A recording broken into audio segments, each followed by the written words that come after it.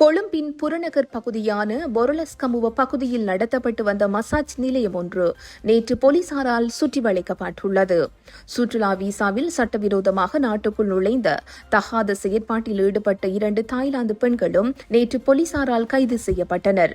குறித்த 2 தாய்லாந்து பெண்களும் 28 மற்றும் 32 வயதுடையவர்கள் என்று போலீசார் குறிப்பிட்டுள்ளனர்.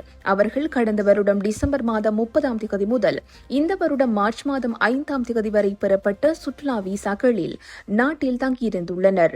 இந்த நிலையத்தின் முகாமையாளராக பணியாற்றிய நபர் ராகமே பிரதேசத்தை சேர்ந்த 28 வயதுடையவர் என்று தெரிய வந்துள்ளது. பல்வேறு பணக்கார தொழிலதிபர்கள் இந்த பெண்களின் சேவையை தேடி வந்துள்ளதாகவும் தெரிய வந்துள்ளது. ஒவ்வொரு பெண்ணின் சேவைக்காக 10,000 முதல் 20,000 ரூபாய் வரை பல்வேறு விலைகளை வசூலித்ததாகவும் தெரிய வந்துள்ளது.